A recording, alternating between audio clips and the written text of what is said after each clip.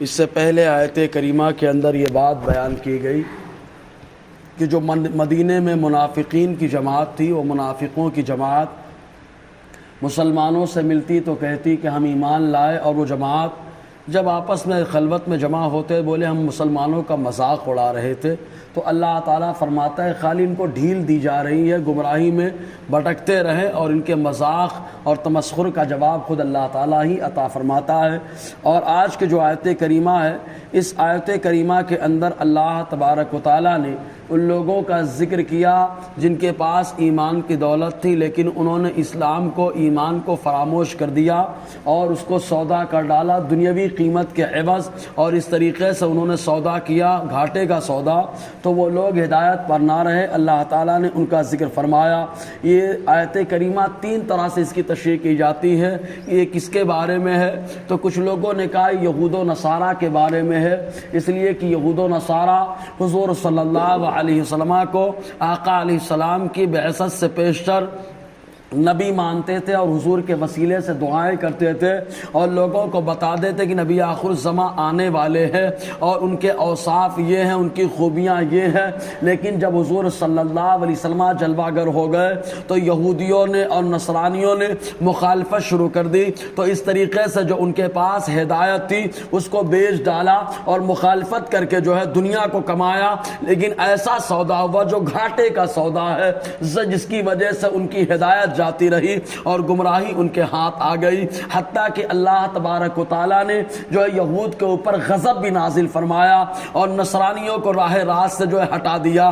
چنانچہ اللہ تبارک و تعالیٰ اسی تعلق سے فرماتا ہے یہ وہی لوگ ہیں جنہوں نے گمراہی کو خریدا ہدایت کے بدلے، ایک قول کے مطابق، اور دوسرے قول کے مطابق یہ ہے یہ آیت کریمہ ان لوگوں کے بارے میں ہے جو لوگ پہلے ایمان لائے، کیونکہ کافی تعداد میں لوگ ایمان لائے تھے۔ چنانچہ ان میں سے ابن خطل، جس کے بارے میں مشہور ہے کہ فتح مکہ کے دن وہ جو ہے خانہ کعبہ کے پردے میں چھپا ہوا تھا، اور اس کی دو لونڈیاں تھیں جو حضور صلی اللہ علیہ وسلم کی شان میں گستاخانہ اشعار پڑھا کرتی تھی، جس کی وجہ سے آقا علیہ السلام نے اس کو مباح الدم قرار دیا تھا۔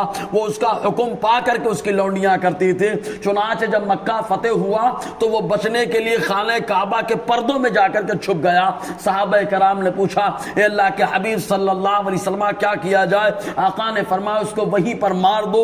چنانچہ ابن خطل بھی پہلے ایمان لایا تھا، اس کا نام عبداللہ ہے، عبداللہ ابن خطل، بعد میں یہ مرتد ہو گیا۔ اور اسی انداز میں اور بہت سارے لوگ ہیں پہلے ایمان لائے پھر مرتد ہو گئے۔ تو اللہ تبارک و تعالیٰ فرماتا ہے ایمان لانے کے بعد اسلام سے پھر جانا یہ در حقیقت ہدایت کو بیچنا ہے اور گمراہی کو خریدنا ہے، اور یہ ایسا سودا ہے جو ذرا بھی فائدہ مند نہ ہوا۔ اور تیسرا قول یہ ہے کہ یہ آیت منافقوں کے بارے میں یا ان لوگوں کے حق میں نازل ہوئی جن کو اللہ تعالیٰ نے پیدا کیا۔ تو عالم ارواح میں عالم روز الست، روز میثاق اللہ تعالیٰ نے وعدہ لیا تھا تمام انسانوں سے۔ اللہ تعالیٰ فرماتا ہے کیا میں تمہارا رب نہیں ہوں؟ تو تمام انسانوں نے کہا تھا اے پروردگار کیوں نہیں، تو ہی ہمارا رب ہے۔ اس کے بعد جب پیدا ہو رہے ہیں تو اسی وعدے پر پیدا ہو رہے ہیں۔ اسی کو آقا علیہ السلام نے یوں ارشاد فرمایا کل مولود یولد علی فطرۃ الاسلام فوالداہ یوحدانہ اور ینصرانہ اور یمجسانہ کما قال صلی اللہ علیہ وسلم۔ حضور نے فرمایا ہر بچہ اسلامی فطرت پر پیدا ہوتا ہے، کیونکہ روز الست، روز میثاق اس نے اللہ تعالیٰ کی وحدانیت کا اقرار کیا تو اسی پر پیدا ہوتا ہے۔ پھر اس کے والدین یا تو یہودی بناتے ہیں یا نصرانی بناتے ہیں یا مجوسی بناتے ہیں۔ تو اب یہ ماحول کی وجہ سے جو پیدائش کے وقت ہدایت تھی وہ ہدایت ماحول نے خراب کر دیا اور ہدایت کو بیچ کر کے گمراہی کو خرید لیا۔ تو اللہ تعالیٰ فرماتا ہے اولئک الذین اشتروا الضلالۃ بالہدی، وہی لوگ ہیں جنہوں نے خرید لیا گمراہی کو ہدایت کے عوض۔ فما ربحت تجارتهم، تو ان کی تجارت نے فائدہ نہ پہنچایا۔